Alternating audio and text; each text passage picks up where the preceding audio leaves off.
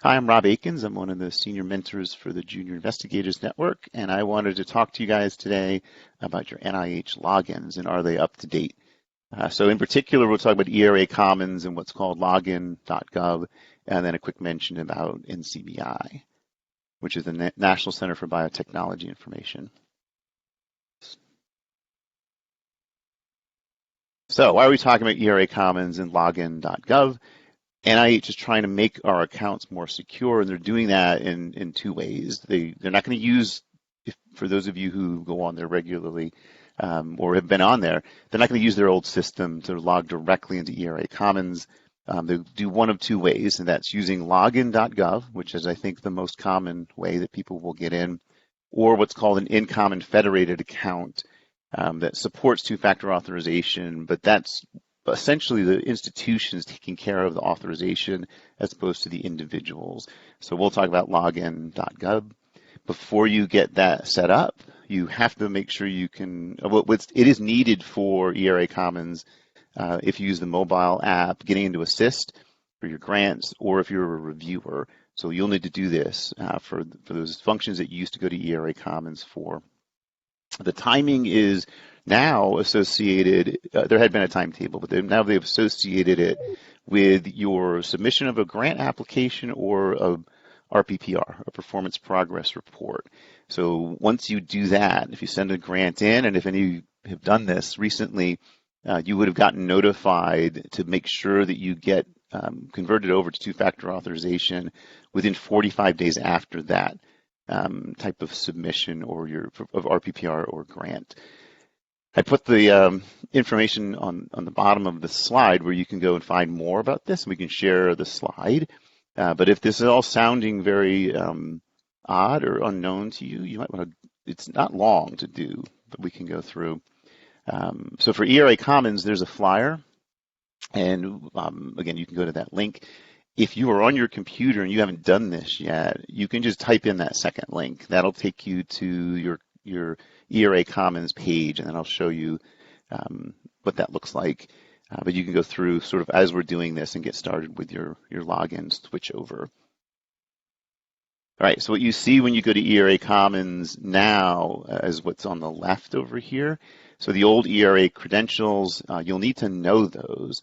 So I would recommend trying to log in. If it doesn't work, reset your password so that you have a good way to log into EraCommons, because you'll need that later after you go on the login.gov route.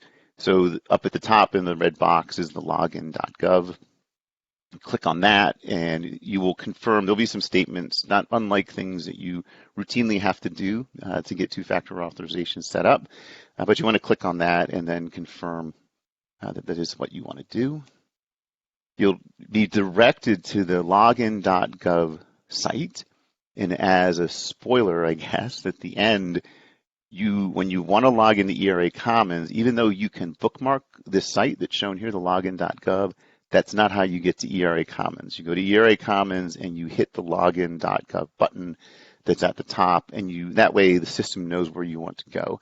Login.gov covers a lot of different access for the government. But once you're setting up, you go here, and it'll bring you to this page, and you would click down here, create an account, which you put your email address in, you answer some questions, and submit all of that. As with other things, they have security, which you can read about. I kind of went forward quickly. There's clicks at the bottom. Then you set up your password, so you confirm your email, set up your password. They have, again, not anything you're not used to. So this is all the easy part. Actually, none of it's hard, but this is the easiest part. Confirm your password. Confirm your email, confirm your password, make sure it's a strong password. And then you have to do the two-factor authorization. And it's a little small because there are so many choices. But what the government allows you to do is link to multiple different ways of securing. The two most common is an authenticator app, and there's a Microsoft version of that, and that a lot of people use, and maybe even more common is the Google authenticator. You can pick which one you want to use. So that's more secure than having a two-factor authorization code texted to you. The other two, so if you're a government employee, that's great. The security key is a physical like fob that you would put in. So I don't know if any of our institutions are at that level for any of the access that we have. So really in Delaware, what we're talking about is an authenticator app, which is what I would recommend. And you should certainly go by what your institution recommends, or if you can't do that, or for whatever reason that's onerous, pick with your phone. Then you have to log in. So once all that's done and you tell login.gov how you want to authenticate, then you have to link it to your EraCommons, which is why you needed your password. So you could go all the way down to this step and then reset your password, but then you've sort of got Windows on top of Windows that you have to deal with. So once you click which one you want, say the authentication app, you log into your EraCommons, and that will effectively link the two things together. And then as a reminder, this is all going to be, or is right now required within 45 days. I wouldn't wait for that. Those steps are pretty straightforward to do, as long as you know where to go and look. But as a reminder, when you want to go to EraCommons, even though you're using login.gov, go to the EraCommons screen and then click it, not directly to the login.gov screen. All right, that's it. Pretty simple. NCBI, which is the National Center for Biotechnology and Information, is retiring their system, and they are going to third-party logins with authentication.